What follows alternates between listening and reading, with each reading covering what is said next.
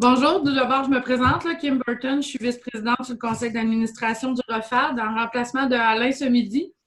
Alors, j'espère que je ferai ça aussi bien que Alain savait le faire. Comme vous savez, aujourd'hui, là, exceptionnellement, on était sur la salle du FADIO parce que le FADIO, présentement, a sa semaine de formation à distance. Et on les remercie d'ailleurs là, de cette belle collaboration. Là, on est rendu à une centaine de participants branchés présentement. Donc, on remercie le FADIO à ce niveau-là. Ce qui m'amène à dire que compte tenu qu'il y a beaucoup de gens, beaucoup de personnes connectées, moi et Catherine, on s'est parlé cette semaine et la façon qu'on va fonctionner pour les questions, c'est que moi, je vais faire une veille des questions sur le clavardage. Et quand je vais sentir que c'est pertinent de poser la question immédiatement, je vais interrompre Catherine pour revenir avec la question. Vous comprendrez que la quantité de personnes qu'on est là, si on répondait à toutes les questions en cours de route dans le clavardage, Catherine ne viendrait pas à bout probablement de la fin de sa présentation.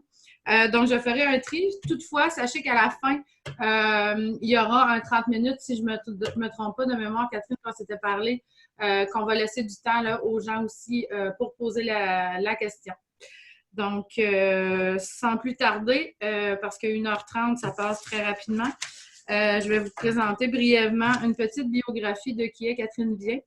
Donc, Catherine est titulaire d'une maîtrise en communication, concentration multimédia de l'Université du Québec à Montréal. Elle a également complété un programme court de 3e cycle en pédagogie universitaire et environnement numérique d'apprentissage à l'UQAM. Depuis plus de 25 ans, elle a été enseignante au primaire, puis à tour chargée de cours, conseillère pédagogique, technopédagogue au collégial, en formation continue professionnelle et au niveau universitaire. Elle se spécialise en FAD et à la transformation numérique en enseignement supérieur en accompagnant les enseignants dans l'adaptation de cours en présentiel vers les cours hybrides ou entièrement à distance. Plusieurs des cours encadrés ont gagné des prix, des distinctions et depuis près de 15 ans, elle a accompagné une centaine d'enseignants et d'équipes techniques dans le développement d'une cinquantaine de cours de la conception à la diffusion. Wow! Ces dernières, Ces dernières ont été consacrées à la mise en œuvre d'un nouveau modèle technopédagogique à l'ESG en établissant les normes de qualité au niveau de la conception d'un cours hybride ou à distance, tant synchrone qu'asynchrone. Donc, en créant une nouvelle structure de diffusion des cours sur Moodle, de même qu'en permettant aux enseignants de tirer profit de l'interactivité qu'offre cette plateforme et la classe. Donc, super biographie, Catherine. Donc, sans plus tarder, si tu es prête, je te cède la parole. Merci, Karine. Alors, Kim, pardon. Donc, bonjour à tout le monde. Ça me fait plaisir d'être avec vous ce midi pour partager l'expérience de l'ESG, entre autres choses, puis de voir aussi en tout début de présentation le pourquoi, la pertinence de la transformation numérique en enseignement supérieur. Il y a peut-être parmi les participants d'anciens collègues à moi. J'ai œuvré, c'est ça, tant du côté cégep à distance que maintenant, c'est ça, du côté UQAM pour l'ESG. Donc, la présentation sera en deux parties. La première partie va traiter principalement de la transformation numérique en enseignement supérieur. Et ensuite, je vais vous expliquer un peu, nous, ce qu'on fait à l'ESG, puis je vais vous montrer aussi quelques exemples de capsules vidéo, entre autres choses, ou même notre nouvelle structure Moodle qu'on a mise en place dernièrement. Dans le fond, la transformation numérique, il faut vraiment se poser la question du pourquoi, du comment. Pourquoi on veut la faire, pourquoi et surtout comment on veut la faire. Dans le fond, c'est important de penser à toutes les innovations qui ont été mises en place les dernières années avec l'arrivée des technologies de plus en plus évoluées. C'est important de penser à notre clientèle étudiante. Notre clientèle étudiante a énormément évolué elle aussi, depuis plusieurs années. Il faut penser à toutes les informations qui sont disponibles sur le web, facilement accessibles. Il y en a qui sont vraies, il y en a qui sont fausses, d'autant qu'on a une personne très populaire qui s'amuse à définitivement nous parler, nous faire prendre conscience des fake news. Et c'est surtout aussi de comprendre ou de connaître toutes les opportunités que les technologies peuvent offrir aux enseignants, aux étudiants. Donc, pourquoi cette transformation-là? C'est principalement à cause des innovations, à cause du changement démographique, pardon, et à cause des informations qui sont omniprésentes aussi avec le web. Comment ça va se passer au niveau de l'enseignement? Ça va se passer grâce à la stimulation qu'on va offrir de la part enseignant, dans la relation enseignant-étudiant. Ça va se passer par l'intégration des technologies au moment opportun. Puis, ça va se passer dans l'exploration des innovations présentes et dans le choix de tout ça. Pourquoi ce changement aussi? Il faut penser qu'on est, puis on l'a abordé dans d'autres présentations au début de la semaine, d'autres personnes l'ont dit, on est rendu à la 4e révolution industrielle qui est la révolution numérique. Donc, de plus en plus de robotisation, d'automatisation, l'intelligence artificielle fait son entrée, le big data nous sert de plus en plus là, dans tout ce qui est l'analytique, le learning analytique, à connaître, à avoir un portrait plus juste de nos apprenants, de nos étudiants qui sont devant nous. La première révolution était quand il y a eu la mécanisation. Ensuite, il y a eu l'électrification, qui était la 2e révolution. La 3e a été avec l'arrivée des technologies de l'information et des communications. Et entre le 21e siècle puis maintenant, ce qui a facilité grandement ou ce qui fait en sorte que la révolution, on arrive à une 4e, c'est qu'avec l'arrivée du web, il y a 30 ans, plus de 30 ans, c'est, comme je le disais encore, c'est toute l'accessibilité à l'information. Vous allez le voir tout au long de ma présentation, c'est de pouvoir accéder à cette information-là en tout lieu, en tout temps. Donc ça bouleverse nos façons de faire, ça bouleverse plusieurs pratiques, tant dans l'enseignement que dans nos vies courantes. Ça bouleverse notre façon de communiquer, notre façon de créer, notre façon de partager, notre façon d'apprendre, notre façon de se divertir. À ça, cette nouvelle révolution, ça amène plusieurs enjeux qui sont des enjeux éthiques, des enjeux technologiques, puis des enjeux sociaux. Et puis, dans le cadre de notre rôle comme enseignant, on a un rôle important à jouer sur ces 3 volets-là. Bref, c'est ça, je vais vous en parler un petit peu tout au long. Une image ici qui vaut 1000 mots, une image qui peut vous faire penser à plein de choses.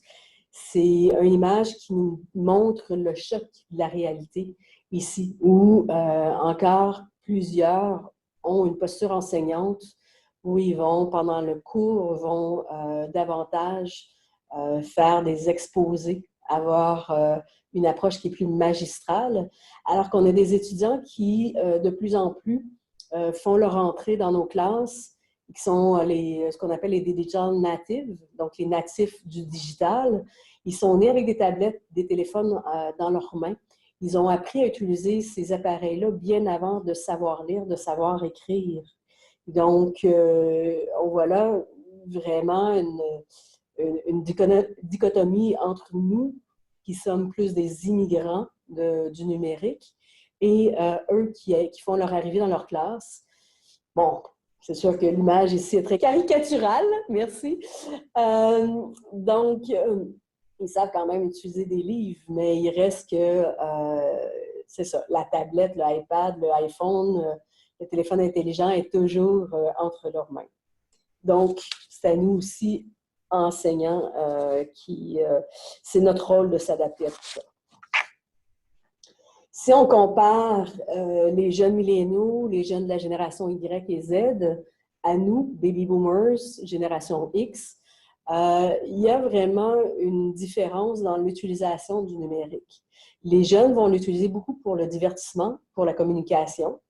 Ils vont l'utiliser, oui, pour faire de la recherche, mais pour écouter vidéos, balados, musique, et pour communiquer, mais davantage sous forme de messagerie instantanée. Alors que nous, génération un peu plus vieille, on va faire de la recherche, comme eux, recherche d'informations sur Internet, mais on va utiliser beaucoup les technologies pour se préparer. Donc, on va utiliser PowerPoint, on va utiliser Word, on va utiliser les applications de base. Puis, même chose au niveau de la communication, principalement, majoritairement, on va utiliser le courriel. Mais avec la facilité des réseaux sociaux, de plus en plus, on va nous aussi utiliser tout ce qui est messagerie instantanée. Ensuite, quand on parle en termes d'outils d'apprentissage préférés, c'est là aussi qui est intéressant parce qu'on a l'impression que les milléniaux ou la génération Z vont utiliser les technologies de la même manière pour apprendre. Mais ce qu'il faut comprendre, c'est que les milléniaux commencent à être sur le marché du travail. Donc, commencent à être arrivés dans une approche, dans une optique d'apprentissage tout au long de la vie. Donc, ça va faire en sorte que 65% des milléniaux vont continuer de considérer que la lecture est un outil intéressant pour apprendre, alors que les plus jeunes vont avoir le réflexe de la capsule vidéo. Sitôt qu'ils ont besoin, ils vont se retourner vers YouTube, puis ils vont aller chercher sur des tutoriels, sur des vidéos informatifs ou tout autre pour s'informer, pour apprendre. Ensuite, du côté, quand on prend qui va l'aider, qui va prendre la direction de l'enseignement. Côté des plus jeunes, on va aimer encore apprendre avec du face-à-face, apprendre avec un enseignant devant lui qui va lui guider l'étudiant à travers la démarche d'apprentissage. Alors, 39% de ces jeunes-là préfèrent ça, alors que les milléniaux, de leur côté, ça va être 36% où ils vont préférer apprendre de manière autonome à leur rythme. Déjà, ça vient nous donner des indices, des indicateurs intéressants sur notre choix de est-ce qu'on va faire un cours hybride? Un cours hybride qui va tantôt avoir des séances, des cours qui vont être synchrones en présence de l'enseignant en temps fixe dans un horaire, ou est-ce qu'on va favoriser du 100% à distance, où là, l'étudiant va être 100% autonome dans son cheminement en fonction de la formation qu'on va lui proposer dans son cheminement. Cette image-là est très parlante. C'est également quelque chose que vous avez peut-être déjà entendu au courant de la semaine. C'est vraiment les changements de paradigme, les changements d'approche, changements de posture en tant qu'enseignant. Avant, c'était le stage qui était sur la scène, l'expression l'anglaise sage on the stage. Donc, on parle du from sage on the stage to guide on the side. Alors, l'enseignant était le maître du savoir. C'est lui qui transmettait toutes ses connaissances à l'étudiant. On faisait un bourrage de crâne à l'époque des grandes écoles. Ensuite de ça, la technologie a fait ses premiers pas dans les classes. On parle de tableaux blancs interactifs, on parle d'utilisation de laptop ou autre. Le prof a su par moments s'adapter, à d'autres moments, il a fait OK, c'est un outil intéressant, je peux l'utiliser de manière identique, juste pour faire qu'on pense dynamique, mais sans utiliser l'interactivité qui peut le permettre. Et ensuite, finalement, de plus en plus de profs, d'enseignants ont pris la posture vraiment du guide accompagnateur, où il se dit dans son approche lorsqu'il design son cours, OK, l'information, elle est disponible, les étudiants en maîtrisent beaucoup de cette information-là. Maintenant, qu'est-ce que je fais? Comment je peux les aider à avoir cet esprit critique-là, avoir cette analyse qui va permettre la construction du savoir, mais une construction qui est commune à tous et qui permet là, un apprentissage actif, un apprentissage collaboratif. Mais c'est toujours de faire attention, puis vous allez le voir un peu plus loin, la technologie sert de levier, mais ce n'est pas une technologie, un choix qui est à tout prix. Il faut que lorsqu'on choisit une technologie, qu'elle soit à valeur ajoutée, parce que très vite, l'étudiant va comprendre, lorsque ce n'est pas à valeur ajoutée, que ça ne sert pas à grand-chose. Par moment, le professeur ne maîtrise pas cette technologie-là. Donc, ça peut être, au contraire, néfaste. Donc, c'est très important d'avoir un choix qui est fait adéquatement dès la planification, dès la conception du cours. Une citation de Jean Piaget qui dit tout. qui est approprié au fait d'intégrer le numérique, c'est que l'éducation, c'est d'abord et avant tout un acte intellectuel. C'est pas de savoir répéter, d'obtenir des vérités toutes faites, mais c'est de savoir cheminer à travers tout ça. Donc, conquérir par soi-même le vrai, au risque d'y mettre du temps, de passer par des détours, de faire des erreurs, mais faire en sorte qu'il y a une activité intellectuelle réelle qui se fait pour une appropriation de la connaissance. L'enseignement supérieur, on le sait tous, ça permet, le rôle de l'enseignement supérieur permet de développer l'analyse critique, permet de développer le raisonnement. Puis, c'est d'autant plus vrai, puis on le voit bien dans les compétences numériques qui sont proposées au niveau du plan d'action numérique du gouvernement, c'est aussi de développer ces compétences numériques-là, mais faire en sorte qu'on est en train de développer les citoyens de demain. Donc, quand je vous parlais des enjeux éthiques, sociaux, c'est entre autres de préparer le citoyen de demain lorsque on enseigne avec le numérique. C'est un monde de communication, c'est un monde de collaboration, puis les exemples, entre autres, par les icônes, démontrent que tout ce qui est disponible actuellement dans le numérique au niveau virtuel, ce sont des outils qu'on peut apprendre à utiliser selon la pertinence, toujours, pour mettre en place les activités qui vont développer ces différentes compétences. On parle de partout en tout temps lorsque l'information elle est disponible. C'est que d'un simple clic, qu'on soit au Québec, partout au Canada, en France, qu'on soit inscrit dans un cours au Québec, puis qu'on est un étudiant étranger ou encore un étudiant sportif qui est à l'extérieur, à l'étranger, d'un simple clic, on peut aller s'informer, s'éduquer, interagir avec les gens, se divertir. Donc, ça transforme vraiment notre style de vie, notre milieu de travail, notre vie au quotidien. Puis ça, il faut en être conscient, puis il faut exploiter ces avantages-là des technologies. Ça ouvre une fenêtre sur le monde, mais ce qu'il faut se dire, comme je le mentionnais tout à l'heure, c'est que c'est pas parce que c'est sur Internet que l'information elle est nécessairement vraie. Et donc, ça devient important d'éveiller à l'esprit critique. Et sachez que ce qui est vrai aujourd'hui dans une information, même que ce soit sur Wikipédia ou ailleurs, n'est pas nécessairement vrai demain, parce que le monde est en constante évolution. Les gens collaborent de façon 24 sur 24, 7 jours sur 7.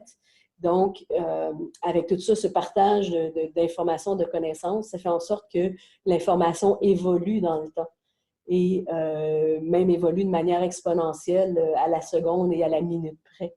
Donc, il faut développer cette sensibilité-là lorsqu'on trouve une information sur Internet, lorsqu'on a accès à cet univers, il faut rester critique, toujours. Il faut avoir les réponses, les réactions qui sont appropriées. Il faut faire développer ça. Dans le fond, le changement, on le voit, c'est plus un choix. Il faut vraiment changer, mais il faut le faire de la bonne façon.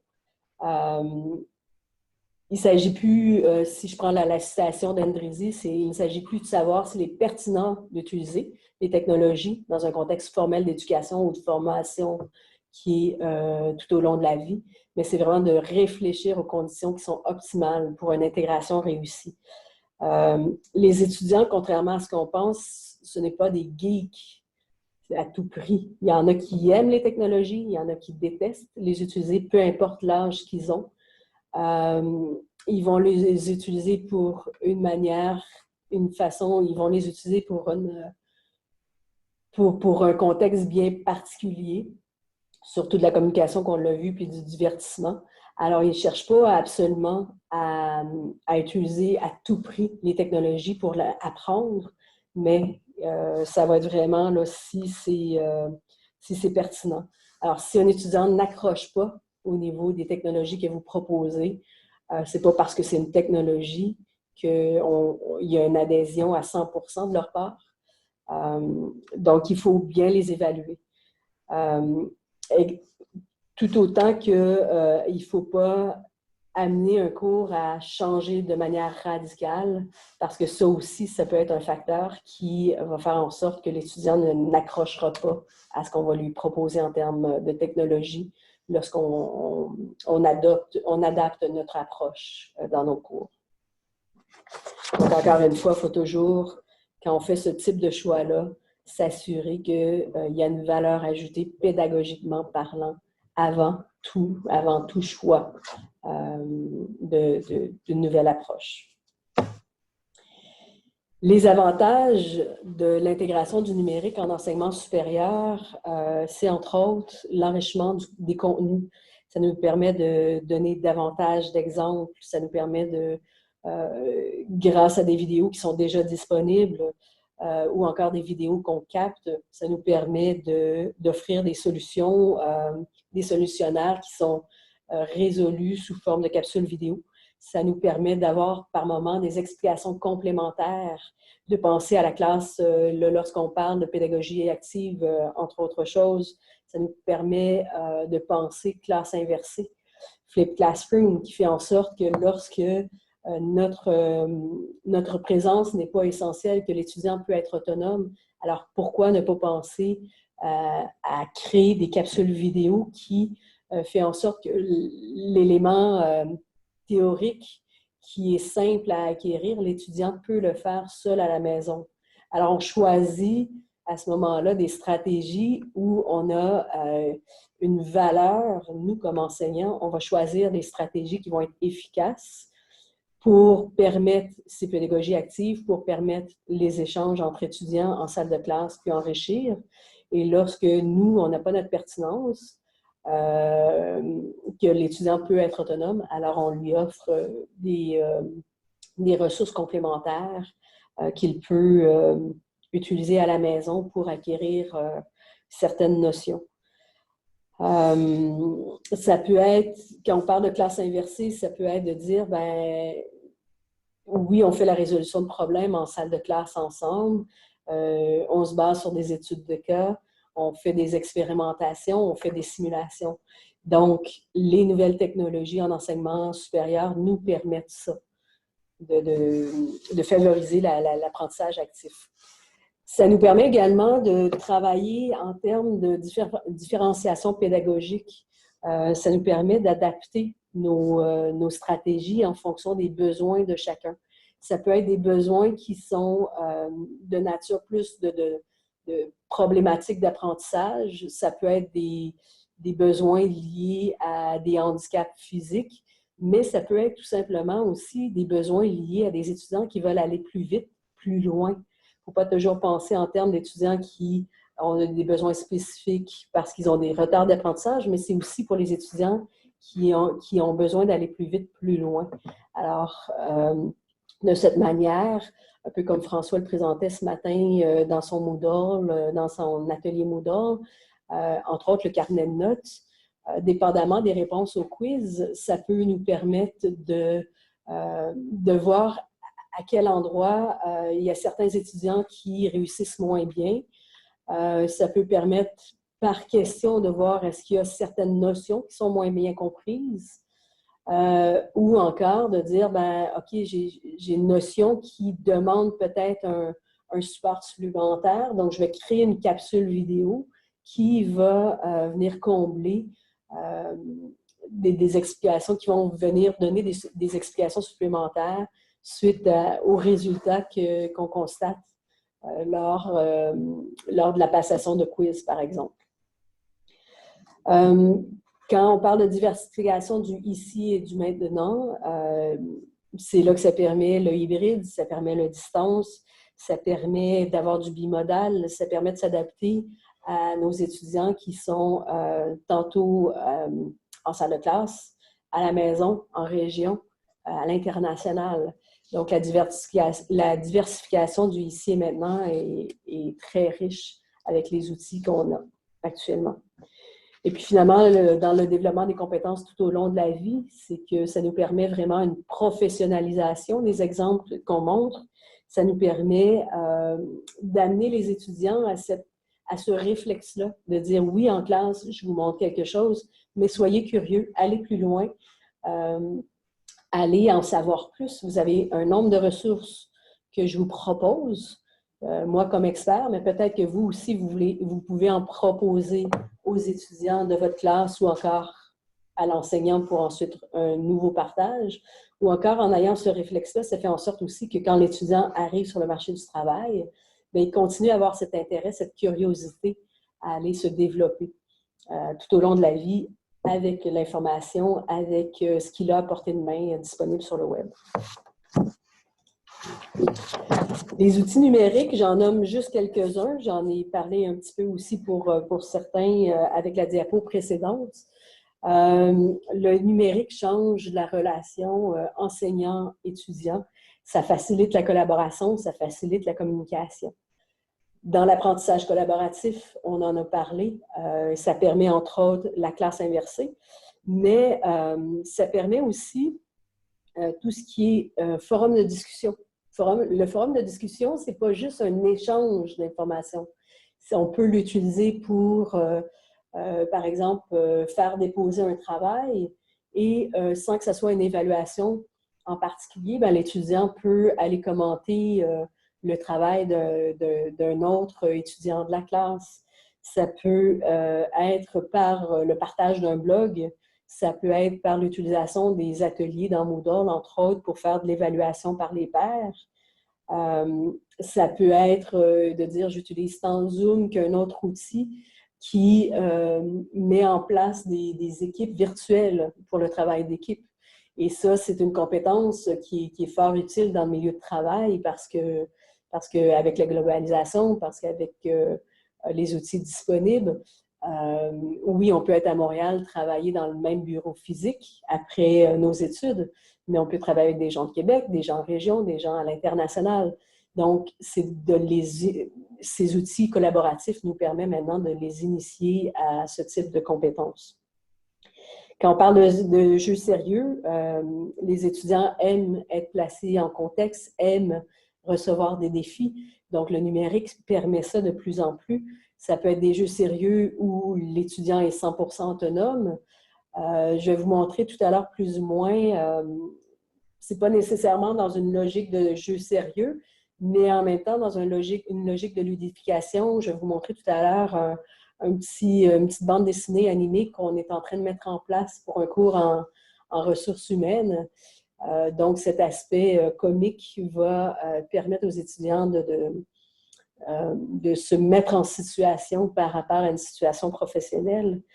La gamification permet aussi de développer différentes compétences qui ne pourraient pas être possibles sans un stage, mais qui, grâce aux jeux sérieux ou encore à la réalité augmentée, l'étudiant peut se mettre en situation professionnelle en posant des gestes qui n'ont pas d'impact sur des humains. Par exemple, je pense au cours en sciences infirmières où, par moment, on pourrait dire, bon, ben, par la réalité augmentée ou un jeu sérieux, comment faire une prise de sang. Tout ça peut se faire maintenant grâce à ces technologies disponibles.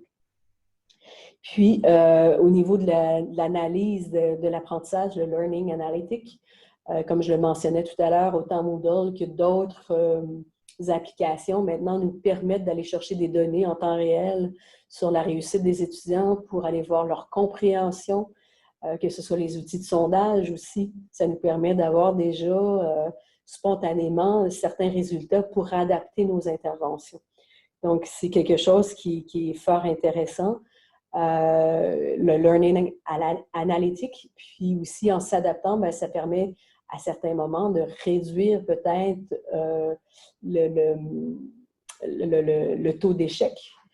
Lorsqu'on pense formation à distance, on le sait plusieurs que lorsque c'est une formation qui est 100% asynchrone, donc 100% à distance avec uniquement un tuteur, ce n'est pas donné pour tous les étudiants, donc il y a un haut taux d'abandon lorsque, avant le premier devoir ou après le premier devoir.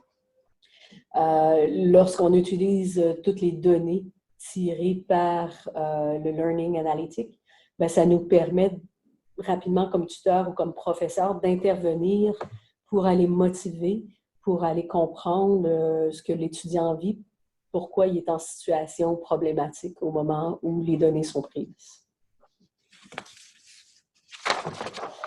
Il y a 7 catégories d'innovation en enseignement, en éducation. J'en ai parlé un petit peu tout à l'heure en vous présentant les diapos qui précèdent, mais si j'en ajoutais par rapport à ces 7 catégories qui ont été mentionnées par Anne-May Walder, dont vous avez, lorsque vous aurez le support disponible, vous avez la source ici de cette information, puis à la toute fin de ma présentation PowerPoint, vous avez l'ensemble des sources. Donc, il y a un support, il y a une des catégories d'innovation qui nous amène à penser au support, au format d'enseignement. Alors, tout à l'heure, on a parlé des forums de discussion, des blogs ou autres, mais c'est aussi penser différemment les périodes d'encadrement. Périodes où on est libre en dehors du cours. Est-ce qu'on veut nécessairement que l'étudiant vienne à notre bureau ou est-ce qu'on peut le faire via Zoom ou une autre technologie qui permet à l'étudiant de se connecter à distance, qu'il soit à la maison ou qu'il soit à l'école encore en train d'étudier? Est-ce qu'on veut établir des webconférences avec les étudiants, leur faire connaître aussi, même si ce n'est pas un cours qui est à distance ou hybride? Est-ce que dans une des habiletés qu'on veut développer, c'est justement l'utilisation de ces outils? Donc, on peut organiser une webconférence pour un cours pour leur permettre de se sensibiliser à ce type d'outils. On peut créer des débats aussi. Il y a des professeurs qui font des présentations en ligne maintenant. Il y a des professeurs qui demandent à ce que les étudiants enregistrent des capsules vidéo plutôt que faire des présentations en salle de classe. Demandent aux étudiants de déposer ces capsules vidéo. Et ensuite, par l'évaluation par les pairs, il y a tout un échange qui se fait de manière virtuelle. Ou encore, il y a un retour en classe virtuelle ou en classe régulière suite au visionnement. Et là, il y a des échanges qui se font entre l'enseignant et les étudiants pour commenter les travaux qu'ils ont vus au préalable en dehors de la salle de classe. La professionnalisation, je vous en avais parlé, mais c'est aussi rendre disponibles des articles scientifiques, faire des symposiums, des laboratoires, des simulations, jeux de rôle. Donc là, tous les outils technologiques nous permettent de plus en plus facilement de faire ça. Au niveau de l'innovation du concept de l'enseignement, ce que ça veut dire, entre autres choses, c'est de varier nos façons de faire lorsqu'on anime une classe virtuelle. C'est de commencer au départ en les surprenant, en leur posant une question initiale sur peut-être un concept qui va être abordé dans le cadre de la classe virtuelle, avec un Kahoot, avec un sondage qui fait en sorte qu'il y a des résultats qui sont affichés, qui surprennent un peu tout le monde et qui vous amènent à votre déclencheur à susciter l'intérêt de ce qui va suivre. C'est de les amener par des quiz à mettre en place toutes des stratégies de métacognition pour dire, bon, ben moi, je suis rendu où en termes d'auto-évaluation? Quelle stratégie j'ai utilisée pour mon étude? Donc, c'est de les amener à développer ça. Puis, encore une fois, les technologies le permettent. C'est aussi régulièrement de répéter quand on est en classe virtuelle. C'est de régulièrement répéter aux 10-15 minutes certains concepts, faire le point, prendre le temps de s'arrêter pour s'assurer d'une compréhension, mais d'une action de la part de l'étudiant pour qu'il reste actif dans son apprentissage. L'interdisciplinarité permet ça, c'est-à-dire que les outils numériques permettent l'interdisciplinarité plus facilement. On parle au collégial, entre autres, l'utilisation du portfolio permet une approche programme. peut permettre aussi là, peu importe, même du côté universitaire, dans le cadre d'un bac, peu importe le type de cours, selon les options, selon le cheminement de l'étudiant, on peut avoir une approche programme qui est fort intéressante. Au niveau de l'approche pédagogique, ça touche toutes les approches, approche recherche-action, approche par compétences, résolution de problèmes, approche programme, comme je vous le mentionnais, approche par projet. Donc, le numérique, définitivement, c'est positif là, en termes d'adoption. Et quand on parle des innovations en termes d'outils, on parle de les bases de données sont facilitées, télévoteur, capsule vidéo, vos diapositives PowerPoint, modélisation 3D, wiki, et j'en passe. Il y a bien des outils que vous connaissez déjà à exploiter. Mais encore une fois, je le répète, c'est pas parce qu'on choisit un outil qu'il est nécessairement un outil qui va accrocher les étudiants. Donc, c'est toujours de se poser la question, pourquoi je choisis cet outil? Est-ce qu'il a une valeur ajoutée? Ou est-ce que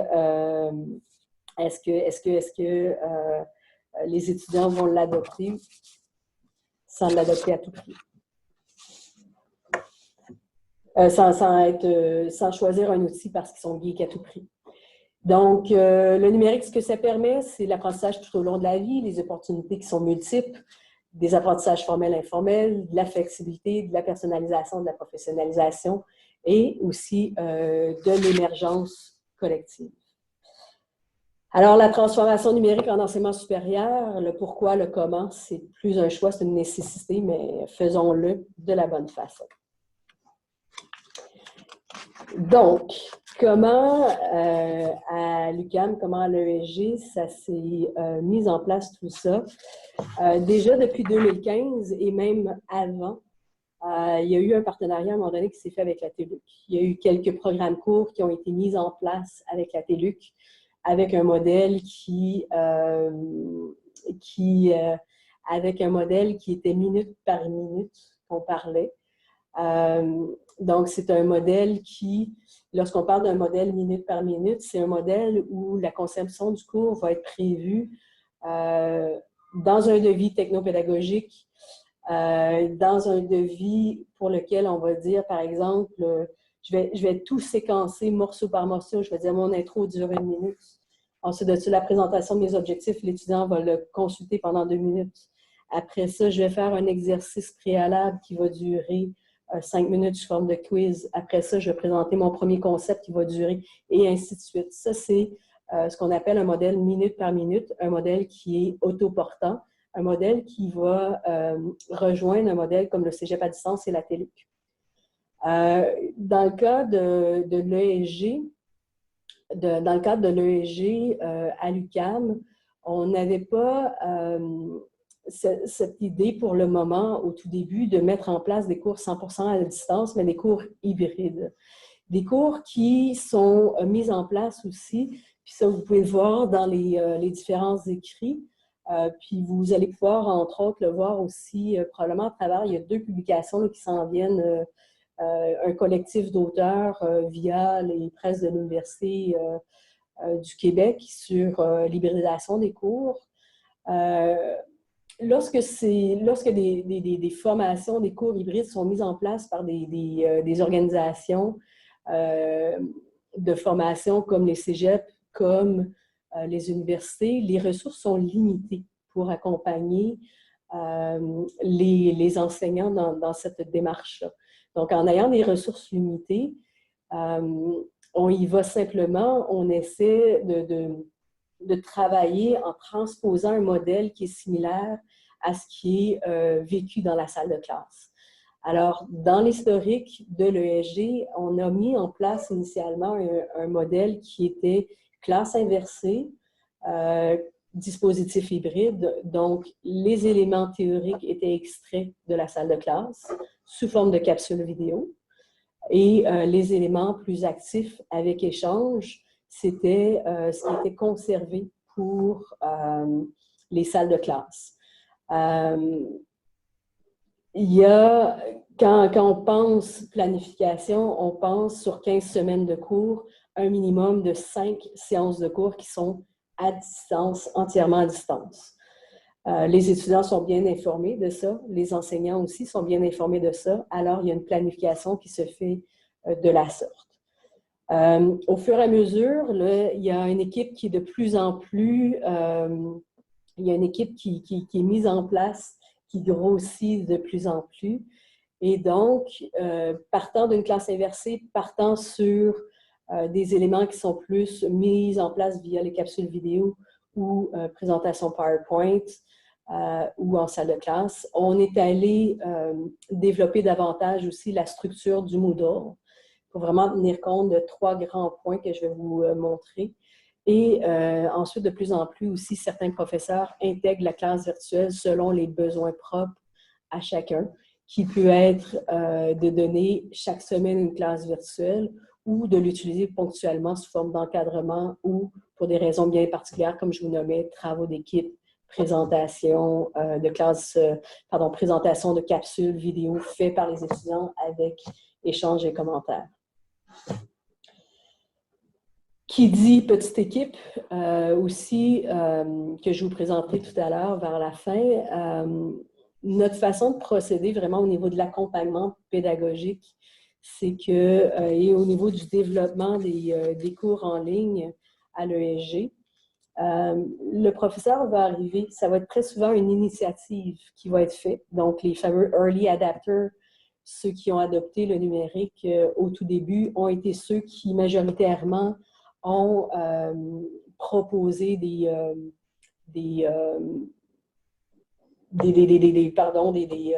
soit des capsules vidéo, des activités qui poussaient un peu plus loin, Moodle ou autres.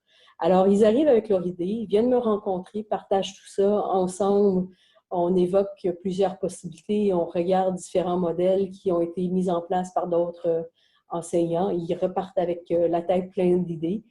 Au besoin, ils sont libres de venir nous consulter pour dire, bon, ben, je veux un peu plus de coaching, je veux un peu plus de révision pédagogique, aide-moi, guide-moi, ou encore, selon leur niveau de maîtrise des technologies ou de maîtrise en termes d'approche pédagogique, ils vont procéder de manière plus autonome.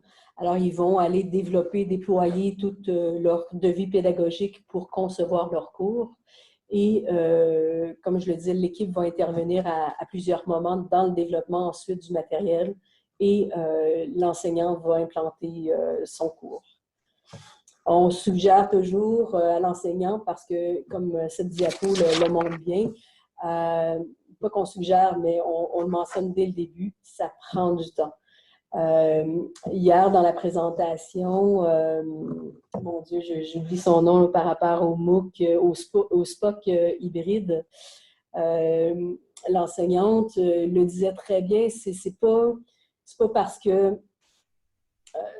qu'on développe plusieurs cours à distance qu'on a nécessairement des balises très, très précises en disant, bien, pour 10 heures de cours, ça prend 1 heure de développement. C'est sûr qu'on arrive tout le temps avec des approximatifs, avec des moyennes, avec des peut-être que, mais l'enseignant qui embarque, merci Nathalie, c'est Karine, Nathalie Marceau, effectivement, de l'Université de Sherbrooke, qui a chaque cours demande, chaque cours a ses prérogatives, chaque cours a ses paramètres qui fait en sorte que si déjà il y a certains matériels que je réutilise, que j'utilise en salle de classe et que j'ai déjà testé, il y a une piste d'accélération ici. Mais sinon, si je pars du début, si je restructure mon cours, bien, ça demande du temps. Et ça, on ne peut pas dire que si je veux, dès cet automne, présenter mon cours sous forme hybride ou 100% à distance, je ne peux pas dire ou je ne dirai pas à un enseignant, oui, à 1 mois d'avance de début de la session, tu vas pouvoir y arriver. C'est vraiment, on essaie tout le temps d'avoir au moins minimalement une session de planification avant de pouvoir l'offrir aux étudiants. Parce qu'il faut tenir compte, oui, du développement du matériel de la part du professeur, mais de tout l'appui que les équipes ici vont pouvoir donner pour le développement du matériel en termes médiatiques. Alors, différentes étapes, différentes choses que l'enseignant est amené à tenir compte lorsqu'il réfléchit à sa mise en place de cours hybrides, de cours à distance. C'est définitivement, il faut qu'il pense à revoir son design pédagogique. Oui, en salle de classe, oui, on peut y aller avec un accélérateur, flip classroom, classe inversée, où là, on va moduler certaines séances, certains cours de manière très, très rapide en disant j'extrais la théorie, je le mets précédemment, un cours qui va être en classe, qui va être basé sur l'apprentissage actif. Mais lorsqu'on implique une structuration dans Moodle, lorsqu'on implique des séances où l'étudiant est 100% autonome à la maison, il doit avoir une certaine guidance. Il doit avoir une certaine structure qui va lui permettre d'avoir une autonomie et qui va aussi, cette structure-là, à travers ce qu'on va mettre dans notre Moodle, dans nos différentes ressources disponibles en ligne, il va y avoir aussi un certain dialogue. Il peut être absent, continu, il peut être dépendant de est-ce que c'est un dialogue que je transmets par les interactions que je donne au fur et à mesure d'un exercice, par des consignes supplémentaires, par des vidéos qui viennent appuyer les notions qui sont plus complexes, par des solutionnaires qui sont documentés soit par écrit ou sous forme de vidéos pour dire quel réflexe l'étudiant devrait développer lorsqu'il résout un problème, quels enjeux il peut voir lorsqu'il résout un problème. Donc, on vient l'appuyer, puis on vient lui donner un exemple de comment il peut résoudre un type de problème particulier pour le modeler, l'aider à répéter par la suite une démarche particulière qu'on veut lui enseigner. Donc, c'est trois éléments particuliers, la structure, l'autonomie, le dialogue, qui sont des éléments à tenir compte et qui ont été là, présentés par Moore dans l'une de ses publications. Quand on parle structure, je vous donne un exemple, puis je vous donne une citation de Bates aussi, qui est « meilleur est le design, meilleure est la structure ». Donc, c'est une étape qui est cruciale. Lorsque je parle de planification, de structuration, de devis pédagogique, on peut faire du minute par minute, du pas à pas, ou on peut avoir au moins une vue d'ensemble, un portrait global. Donc, pour ça, on commence entre autres sur une séquence de nos 15 semaines à se dire ben, à quel moment je dois être en présence avec les étudiants ou via une classe virtuelle, à quel moment il y a des travaux à remettre. Et ensuite, graduellement, je pondère. C'est pas dit parce que j'ai un cours universitaire de 135 heures ou un cours collégial qui est de 45 heures plus X nombre de travaux à la maison, X nombre de travaux en laboratoire, que je vais combler 100% de ce temps-là chez l'étudiant. Il faut quand même que je me permette de retrancher un certain nombre d'heures parce qu'on doit lui laisser du temps pour réviser, pour prendre le temps de prendre le temps aussi. Parce que ce n'est pas aussi tous les étudiants qui ont le même rythme de travail. Donc, c'est important de savoir pondérer, nous aussi, en tant qu'enseignants, ces heures-là de cours. Une anecdote comme ça, à un moment donné, on avait des étudiants qui étaient 100% à distance, puis qui se plaignaient par rapport au temps, qui disaient « oui, mais c'est incroyable, le travail, le cours est beaucoup trop chargé ». Alors, on lui a posé la question « combien d'heures tu mets par semaine? » Puis il nous a répondu « 6 à 9 heures ». Ben, un cours à distance ici, c'est le même temps qu'un cours en classe. Sauf que l'étudiant a l'impression qu'un cours en classe est moins long parce qu'il y a des pauses, parce qu'il y a des échanges entre les étudiants, parce qu'il y a des périodes de gestion de classe aussi de la part de l'enseignant. Donc, ça fait en sorte que ces moments clés-là qui se passent en salle de classe, c'est des moments qu'ils ne perçoivent pas lorsqu'ils sont seuls à la maison. Mais il reste que normalement, un cours en classe et un cours à distance devraient être de niveau équivalent. Catherine? Oui. Je t'interromps pour la première fois. Je suis quand même assez sage. Les messages. J'ai Marie Garand dans le clavardage qui demande « Avez-vous des trucs à suggérer dans l'accompagnement pédagogique de personnes trop attachées à leur contenu magistral? » Oh mon Dieu! On parle du professeur ou on parle de l'étudiant? Je crois qu'on parle plutôt du professeur. Du Mais professeur? tu peux me confirmer si je me trompe, là, mais je pense qu'on parle de l'enseignant. Fort possible parce que c'est ça, il y a tout le temps cette crainte-là de la part des enseignants de vouloir tout dire, de vouloir ne rien manquer, de dire, ben oui, mais parce que je ne suis pas là, je ne peux pas me rattraper la séance suivante, je peux pas tout prévoir, il faut absolument que je leur dise, mais donc, c'est là qu'à ce moment-là, la restructuration, revoir le design pédagogique est essentiel pour ces gens-là. C'est de dire, je vais au cœur de la compétence, je vais au cœur des objectifs. Alors, je vais d'abord et avant tout revoir ma cible finale. C'est quoi ma cible? Qu'est-ce que je veux atteindre? Quelles sont mes étapes intermédiaires ou mes objectifs intermédiaires? Quelles sont les différentes étapes qui vont me permettre d'atteindre ma cible? Ensuite, j'établis mes contenus, mes stratégies, mes activités, mes médias que je vais utiliser. Mais c'est tout le temps de dire, je reste au cœur en premier. Et ensuite, si je m'aperçois que j'ai de l'espace disponible, là, je vais aller travailler à ajouter des compléments ou je vais extraire certains éléments et je vais les mettre davantage en termes de matériel complémentaire pour aller plus loin, pour en savoir plus. Donc, à ce niveau-là, c'est là que le travail du conseiller pédagogique, du technopédagogue revêt son importance dans l'accompagnement qui est fait auprès de l'expert de contenu, auprès de l'enseignant, pour être capable d'épurer cet élément-là. Je vois certains échanges passer vite. Il y a des ressources, entre autres, que j'ai vu passer ProfWeb. Au niveau REFAD aussi, je sais qu'il y a certains guides existants intéressants pour guider cet encadrement-là. Alors oui, je vous suggère définitivement d'aller consulter ces ressources. Quand je parlais du choix en termes vraiment de l'aliment pédagogique, objectif, contenu, activité, médias, donc aussi valeur ajoutée dans le choix. Alors, c'est pour ça qu'au niveau synchrone, asynchrone ou des médias, les choix sont là. On peut se limiter ou on peut s'éclater. Donc, c'est là aussi qu'à un moment donné, il faut faire des choix qui vont faire en sorte qu'on se concentre sur le cœur et après, on regarde si on a de l'espace pour mettre du complément. Quand on parle de dialogue, ça, je vais passer vite. J'en ai parlé pour certaines stratégies déjà. Mais le dialogue, on va l'établir à distance en présentant des exemples, des corrigés qui sont explicites, en présentant, ça c'est un élément intéressant à intégrer davantage au niveau universitaire qui, je constate, qui se fait peu.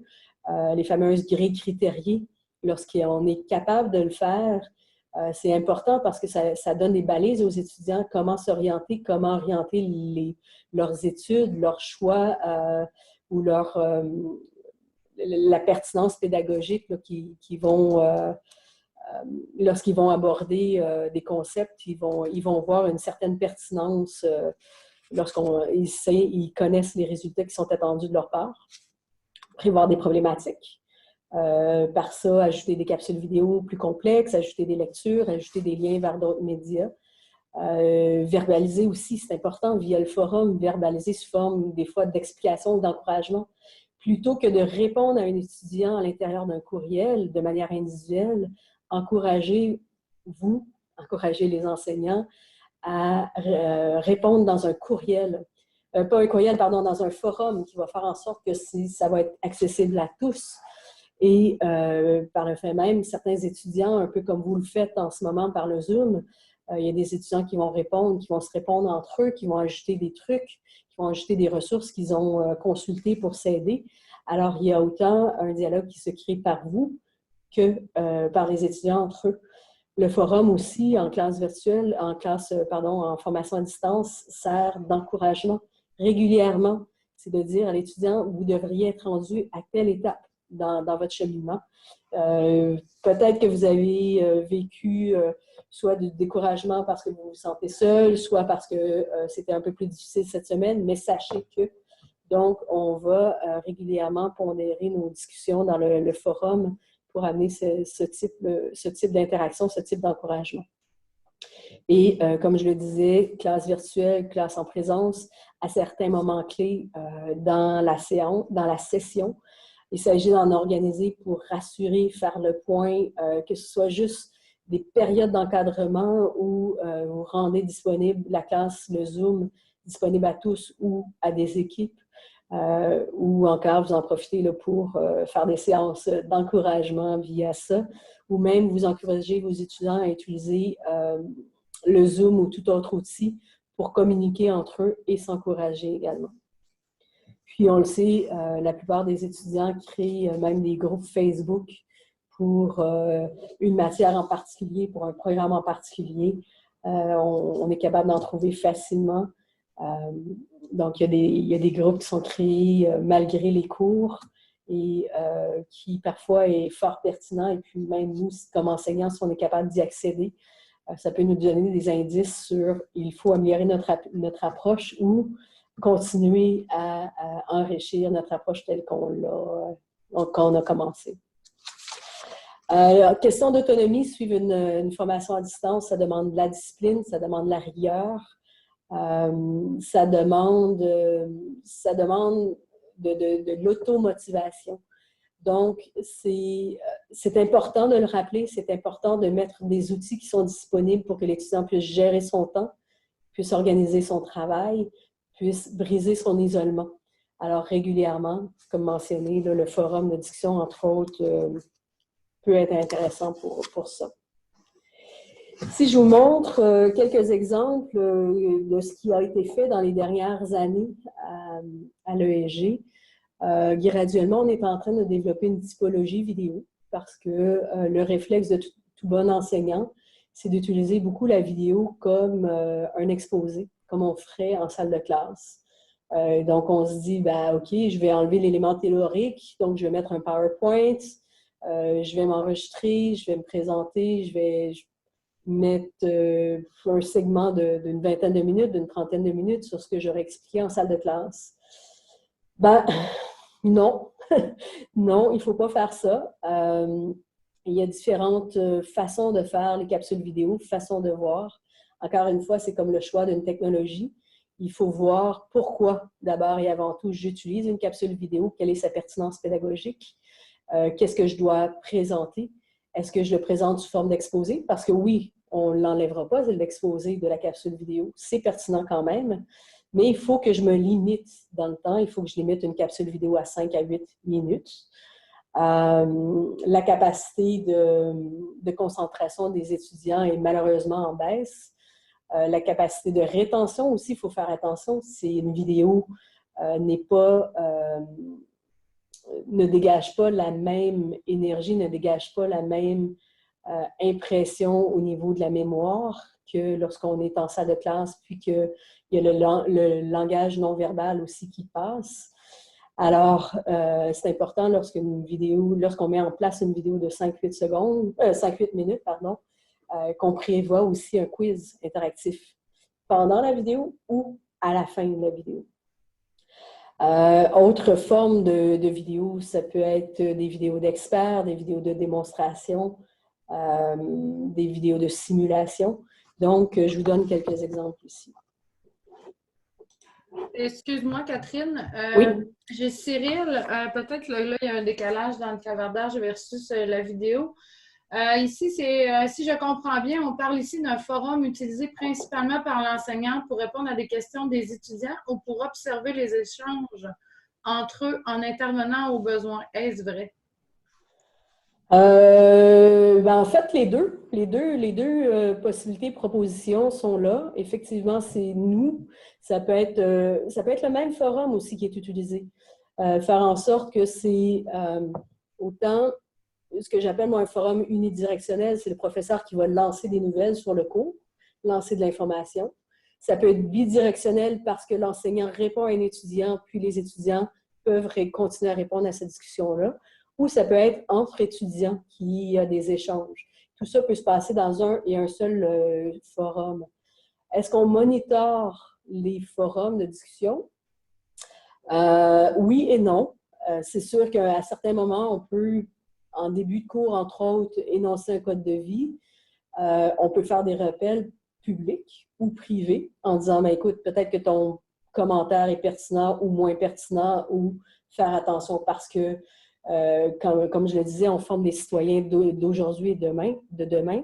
Alors, il y a des enjeux éthiques, il y a des enjeux sociaux. Donc, l'étudiant, par l'intervention, le monitoring, soit que nous, on fait ou que les étudiants vont faire entre eux, ça permet de créer aussi cette compétence numérique qui est, moi, comme citoyen, comment je me comporte. C'est pas parce que je ne suis pas devant les gens que je vais me comporter différemment. Je ne sais pas si je réponds à la question.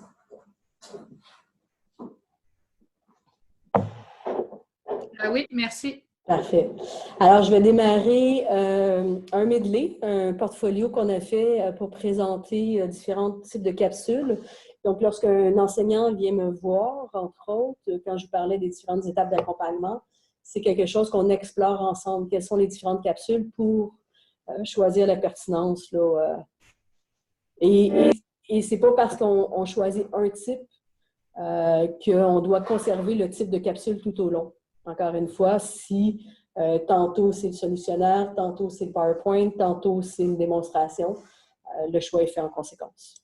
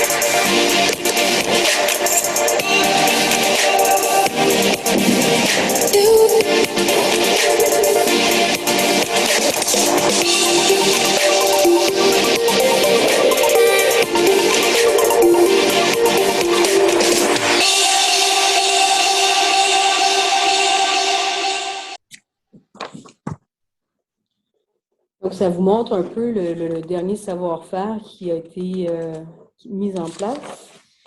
Autre exemple, oui. Question ici, c'est Kim de Chantal. Peut-on aborder la question des coûts relatifs à la conception de tels cours? Je ne sais pas si tu vas aborder cette question-là. Non, je ne prévois pas l'aborder aujourd'hui. Puis, mais par contre, je me permettrai un peu de la même façon qu'on parle de combien de temps ça prend pour 1 heure de cours ou pour 10 heures de cours. C'est le même principe où je regarde le lien passé du Vimeo. Sachez qu'il y a un mot de passe. Donc, vous ne le verrez pas de manière publique nécessairement. Donc, si je reviens au coût, ça aussi, c'est dépendamment des ressources qui sont en place, dépendamment est-ce qu'on fait appel à l'externe ou pas. Nous, vous allez voir par un petit clin d'œil notre équipe. Notre équipe, on fait des miracles, je vous dirais. La façon dont on est structuré ici à l'ESG, il y a un professeur responsable des technopédagogies qui chapeaute le dossier. Il y a moi, qui est la technopédagogue qui encadre les profs au niveau du design pédagogique, décision et tout. J'encadre également une équipe de techniciens qui font partie de l'audiovisuel. Et ces techniciens, c'est que j'ai 3 personnes qui font du tournage et du montage et 1 personne qui fait de l'intégration vidéo. Alors, vous voyez que l'équipe, elle est très petite. On est 5 sur le terrain au quotidien. Mais 5 qui font en sorte qu'on essaie d'amener ça simplement auprès des professeurs.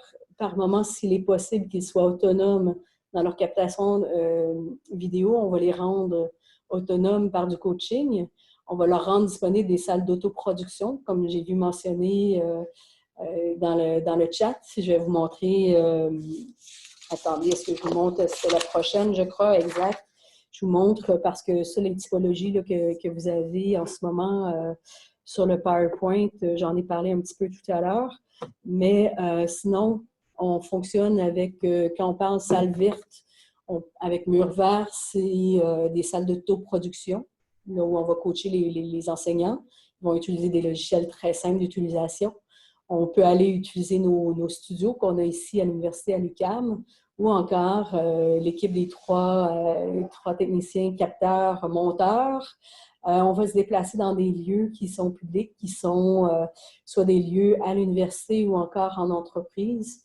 Et pour ça, on va y aller avec un matériel le plus simple possible, caméra, quelques micros, quelques éclairages d'appoint, et vraiment pour avoir ce que j'appelle un kit léger pour avoir une vidéo de qualité. Chacune de nos vidéos sont tournées en 1080 mégapixels, 1080 la résolution, HD, ou encore en du 4K. Question d'avoir cette qualité qui permet un montage efficace. Et si on utilise Vimeo, c'est qu'on ne rend pas disponible publiquement, question de propriété intellectuelle, on ne rend pas disponible publiquement les vidéos des enseignants. Et on crée par Vimeo la passerelle là, qui va parler à Moodle pour la projection des vidéos à l'intérieur de l'interface. Si je poursuis ensuite, lorsque je parlais des 3 points, structure, dialogue et autonomie, ça nous a amené à restructurer le Moodle aussi de manière à être plus proche de l'expérience utilisateur, de manière à rendre les étudiants autonomes dans leur démarche, malgré les cours hybrides, malgré les cours à distance, malgré le fait que le professeur est tout le temps disponible en tout temps pour lui répondre. Alors, ce qu'on a fait, moi j'appelle souvent double navigation niveau 1 horizontal, où on se rapproche davantage du guide d'études, du plan de cours, où tous les éléments plus administratifs, les éléments qui aident au cheminement scolaire, vont être présentés dans ces rubriques. Et ensuite, le niveau 2, le niveau horizontal 2, nous amène séance par séance à parcourir la démarche qu'on propose ici.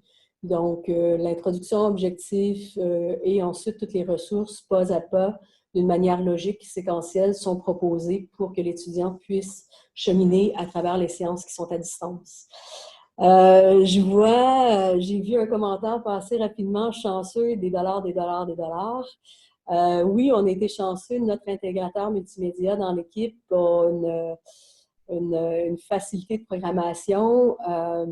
Il y a cette compétence-là qui a fait en sorte qu'on a pu aller programmer un thème qui nous permet là, de se rapprocher de ce niveau visuel que vous voyez à l'instant.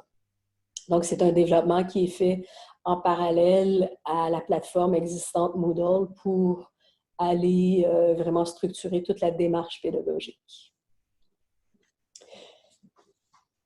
On a aussi mis en place un portail étudiant, un portail programme qu'on appelle, de manière à concentrer toutes les ressources qui sont disponibles et pertinentes à l'ensemble des étudiants qui suivent un même programme. Et on a aussi mis en place un guide du numérique pour rendre disponibles différentes ressources d'accompagnement pour rendre les professeurs, les enseignants autonomes dans leur démarche pour développer les cours hybrides et à distance.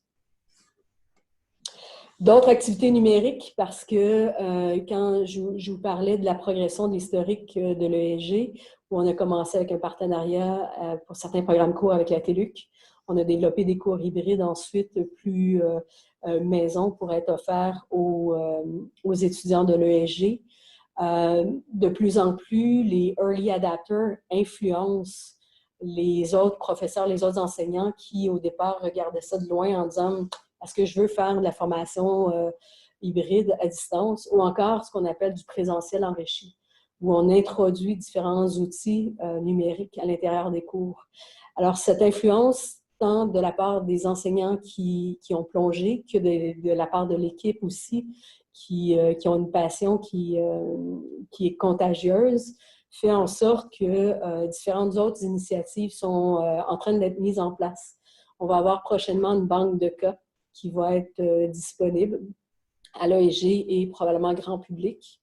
On a aussi déjà la mise en application, la mise en expérimentation de la plateforme expérientielle Ripin, qui, elle, nous permet de mettre en contact les enseignants et le milieu professionnel pour créer des projets. Alors, ça permet ici de... si un professeur veut proposer un projet et qu'une entreprise veut s'y jumeler, il peut le faire, ou vice-versa, c'est une entreprise qui propose un projet et un groupe peut se jumeler à l'entreprise pour mettre en œuvre ce projet. C'est une plateforme qui facilite tout ça. Sinon, au niveau d'autres activités, on a une bande dessinée numérique qui a été faite manuellement à la main, carrément par une étudiante au doctorat pour un professeur en gestion de projet. Alors, à gauche, tout à gauche, la personne a dessiné tout ça, ensuite numérisé la bande dessinée. Je vais vous montrer rapidement ce que c'est. En haut à droite, petite BD animée pour différentes simulations qui se passent en ressources humaines. En bas, il y a un ensemble, un groupe de professeurs et chargés de cours qui se sont rencontrés une journée complète et qui ont tourné une simulation de négociation collective. Et il y a des balados de diffusion aussi qui commencent à être mis en place pour remplacer du contenu. Donc, au lieu de faire une présentation PowerPoint ou au lieu de présenter ça sous forme de texte de lecture, il y a des étudiants avec un professeur qui se sont rendus en studio pour créer cette ambiance. Donc, je vous présente des extraits.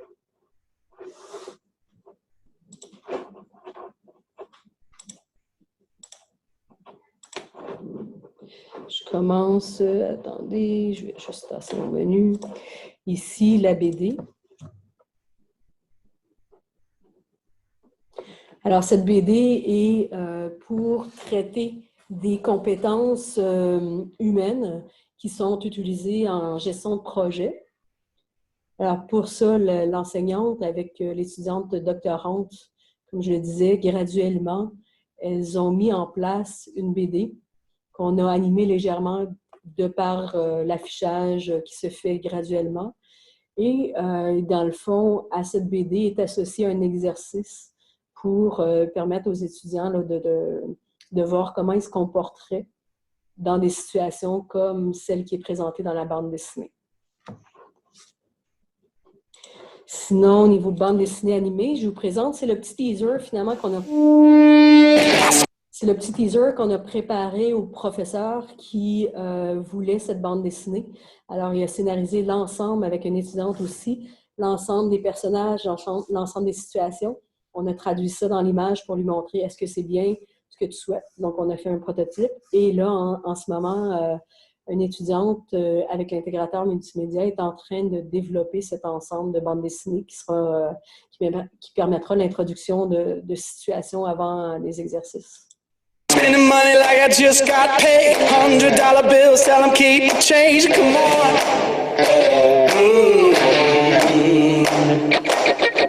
And pop a bottle, about to make it rain. Let me give you something now to celebrate. Come on.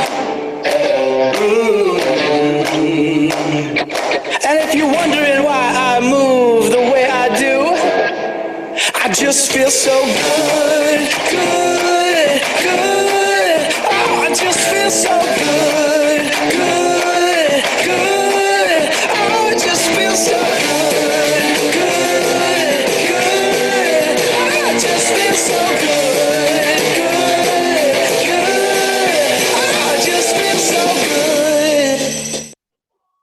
Donc, ça montre le côté, quand je parlais de ludification tout à l'heure, donc un petit côté, un sens de l'humour ici qui s'est présenté dans le teaser, qui sera probablement quand même disponible auprès des étudiants en début de session pour qu'ils puissent voir la mise en contexte là, dans lequel les différentes bandes dessinées vont être présentées.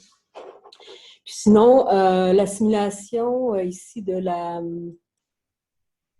convention collective, attendez. Je vais la passer à peine deux, trois petites secondes juste pour vous permettre de voir un peu comment ça se traduit, mais je ne le passerai pas en détail. Parce que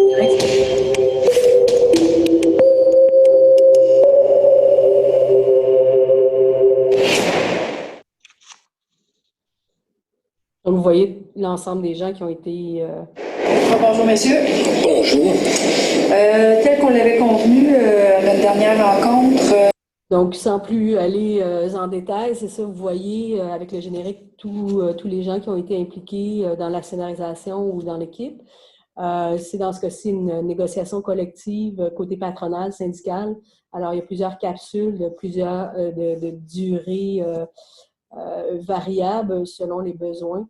Alors, tantôt, on voit certaines capsules que c'est juste la partie patronale qui discute ensemble, juste la partie syndicale et cette mise en commun patronale et syndicale.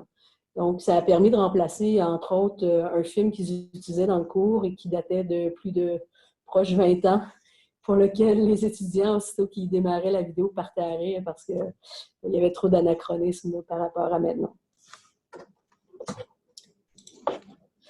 Sinon, écoutez, comme je le mentionnais, c'est une petite équipe. On a fait un clin d'œil comme ça par les personnages de la BD. Petite équipe avec une étudiante et peu importe l'endroit, peu importe le projet du professeur, ce qu'on va essayer de faire, c'est est-ce qu'on est capable de le faire de manière minimaliste, à peu de coûts, et comment on est capable de répondre à leurs besoins. Et souvent, la philosophie que je donne à l'équipe, c'est faites attention si on veut faire trop compliqué. Un prof est débrouillard. Étant moi-même du milieu de l'éducation, je sais qu'un professeur sera toujours débrouillard et arrivera toujours à ses fins pour arriver à mettre en place les ressources qu'il souhaite mettre en place. Alors, il vaut mieux que nous, on puisse, et que les professeurs puissent profiter de notre expertise et qu'on puisse les accompagner pour mettre en place une technologie qui est quand même bien ficelée. Puis qu'on puisse contribuer tous et chacun à cette mise en place qui est profitable pour les étudiants parce que c'est pour les étudiants qu'on le fait. Donc, c'est ce que je voulais vous présenter aujourd'hui. Je fais un grand tour de roue qui met la table au tout début avec le pourquoi il est nécessaire de changer, comment on peut changer, pour ensuite vous montrer quel était le modèle ESG et comment on le mettait en place. Catherine, j'avais noté 4 petites questions dans le clavardage. Il y en aura sûrement d'autres là, pendant la période de questions. Il y en avait une qui disait, compte tenu de la différence d'habitude numérique entre les jeunes et les moins jeunes, que penser de l'utilisation de séquences automatisées de courriels pour les plus vieux et des chatbots pour les plus jeunes? Eh mon Dieu, ça, je ne saurais pas quoi répondre, malheureusement. Je sais que le chatbot, il y a une expérimentation qui va être faite, mais qui est plus en termes de courriel administratif. Donc, ça dépend, est-ce que le courriel veut être pour donner de la rétroaction personnalisée ou pour envoyer des informations plus ponctuelles selon des dates de remise de travaux ou inscriptions ou autres. Fait que, mais n'ayant pas exploité ça, je ne pourrais pas répondre à la question de façon plus... Ça pourrait être un thème pour un prochain atelier. Donc, j'ai aussi, quelles sont les autres équipes équivalentes à la vôtre à l'UQAM? Et avez-vous une table commune de partage? De ce que je comprends, une table commune de partage peut-être entre enseignants? C'est comme ça que j'avais pris la question, moi, de mon côté. C'est une bonne question parce que, comme je le disais, étant donné que l'UQAM, on est dans les premiers balbutiements. Il y a l'équipe ESG, il y avait, mon Dieu, il y a une ou deux conseillères pédagogiques et il y avait aussi une technopédagogue, mais depuis peu, depuis moins d'1 an, l'équipe de technopédagogues du côté de l'UQAM, s'est bonifiée avec l'arrivée de collègues. Alors, ils sont rendus maintenant 4 technopédagogues. Il y a la technopédagogue initiale, elle est maintenant dédiée à la faculté de l'éducation. Moi, je suis dédiée à l'école de gestion parce qu'il y a une forte demande des deux facultés. Et l'autre équipe, les 3 autres technopédagogues, sont du côté UQAM de façon générale. À ça, ben, c'est ça, on a les équipes d'audiovisuel pour lesquelles certains techniciens sont dédiés et d'autres qui travaillent sur des projets à travers l'ensemble des projets institutionnels. D'accord. Merci beaucoup. Malgré que l'équipe de l'école de gestion soit relativement petite, la réalité à mon cégep est tout autre. Le dégagement des enseignants pour planifier, adapter un cours en FAD et le support technique lors des cours ne sont pas acquis. Est-ce que vous auriez des conseils pour des conditions de brousse comme les nôtres? C'est à peu près nos conditions aussi. C'est à peu près les conditions quand je travaillais au cégep à distance. Les experts, les professeurs qui collaboraient avec nous n'étaient pas dégagés. Ils faisaient ça en dehors du temps de travail. Nous, à l'université, puis dans plusieurs universités, on a un petit incitatif financier qu'on offre aux professeurs pour les encourager. Parce que dans le fond, ça fait partie de leur même planification de cours. C'est sûr qu'au niveau universitaire, certains profs ont plus de chance parce que, dépendamment de leur charge de travail d'une session à l'autre, il y en a qui enseignent plus à l'automne, moins à l'hiver, donc ça leur donne du temps pour procéder. Mais c'est aussi pourquoi, quand je vous parlais du devis technopédagogique, la différence entre décider de planifier minute par minute comme on souhaiterait le faire, comme les bonnes pratiques en technopédagogie le proposent, c'est de voir est-ce qu'on peut commencer par une première itération peut-être en faisant juste une restructuration légère, classe inversée, modèle hybride, et après ça, deuxième itération, on fait du 100% distance parce qu'il y a déjà 50% de notre matériel qui a été mise à distance. Donc, on le fait par plusieurs itérations. Il y a cette possibilité-là. Ou encore la théorie des petits pas, effectivement. Ou encore, c'était ça aussi notre choix de proposer une structure dans Moodle qui fait en sorte que cette structure devient un gabarit pour les professeurs et donc, ils peuvent modeler les différents morceaux qu'ils veulent garder tels quels dans Moodle ou les adapter en conséquence. Alors, certains, comme la planification par gabarit, on la suggère, mais ça fait en sorte qu'il y en a qui se trouvent à restructurer en faisant un filling de blank, donc en reprenant le gabarit et en l'adaptant à leur cours. Donc, puis on ne se le cachera pas, très souvent, le matériel est déjà testé en salle de classe. Donc, il y a certaines stratégies qui sont à adapter légèrement et par l'utilisation du gabarit direct sans passer par le devis technopédagogique détaillé à la minute près, on peut arriver à faire un cours plus rapidement. On posait la question aussi si le studio que l'on voyait dans une des vidéos est celui de la TELUC. Le grand studio blanc en haut à droite, c'est le studio pour les étudiants du cinéma, les étudiants en théâtre, ici qui est au Judith Jasmin. Donc, celui-là ici. Mais ceci étant dit, on a fait une mise en place, nous, dernièrement, dans un simple petit local qu'on a transformé. Les gens de l'atelier, les menuisiers de l'UQAM nous ont fait ce qu'on appelle un cyclorama, donc avec des murs coins arrondis, qui n'est pas plus gros qu'une demi-salle de classe, je dirais. Donc, on va pouvoir faire la même chose qui était en studio ici, dans ce local qu'on a mis en place. J'ai Marie qui demande, est-ce qu'il y a un ratio idéal dans un cours en ligne de 2 heures, par exemple, entre les minutes de contenu et celles des activités avec les apprenants? Encore une fois, c'est autant la classe virtuelle que la classe en présence. Je vais tout le temps conseiller aux enseignants s'ils mettent en place une classe virtuelle, c'est que ça a une valeur ajoutée. Il va y avoir des échanges, il va y avoir réalisation d'exercices en commun.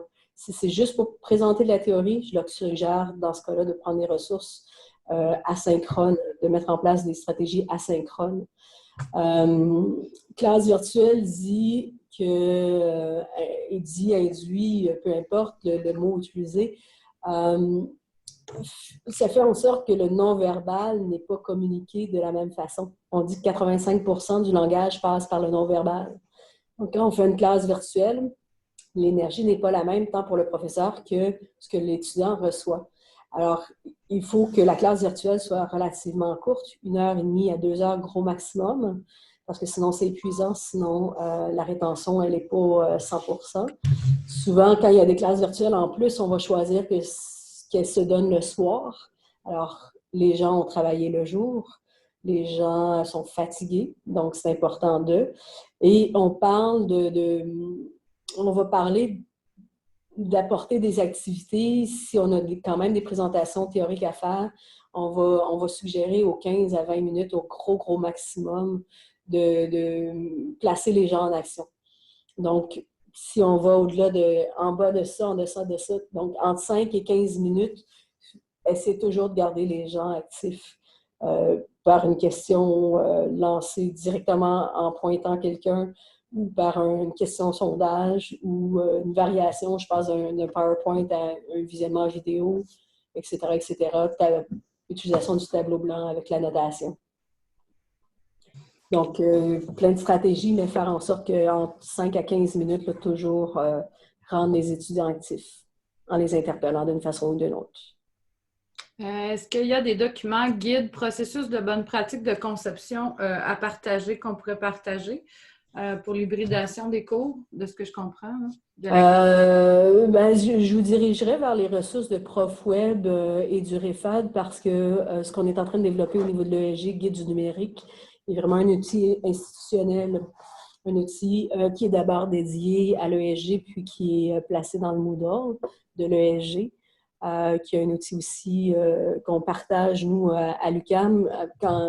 D'ailleurs, vous me faites penser, quand on parlait des équipes même de l'UQAM, oui, régulièrement, on s'assoit tous autour de la table pour parler des initiatives qui sont actuelles et des pratiques qu'on a mises en place qui ont bien fonctionné, moins bien fonctionné. Donc, on partage ensemble.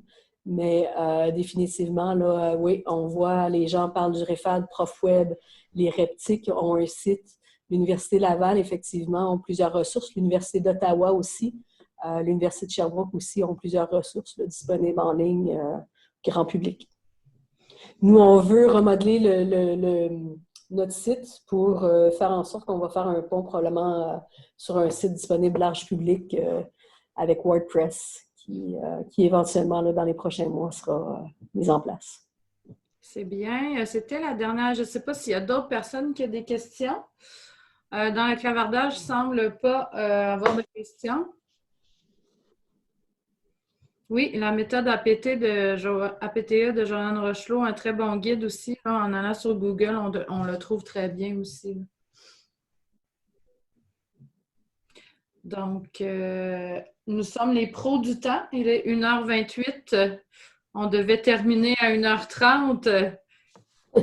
Oui, dans le fond, oui, le PowerPoint sera envoyé à tous ceux qui étaient inscrits ici à l'atelier. Je ferai aussi le relais avec le FADIO. Sachez aussi que, comme tous les autres ateliers du REFAD, l'enregistrement sera disponible sur la chaîne YouTube du REFAD. Donc, je tiens à remercier là, le FADIO encore pour la collaboration et évidemment Catherine pour cette belle présentation. Et merci à tout le monde d'avoir été si attentif. Donc, 1h30, c'est le temps pour certains de retourner travailler. 1h30, heure du Québec, parce qu'on a du monde de partout ici présentement. Donc, je vous souhaite une superbe journée. Merci beaucoup. Merci à vous tous. Bye-bye. Bye-bye. Merci beaucoup, Catherine et Kim et tout le REFAD au nom du FADIO aussi. Merci. Votre collaboration est super appréciée. Oui, fait plaisir à refaire. Hein.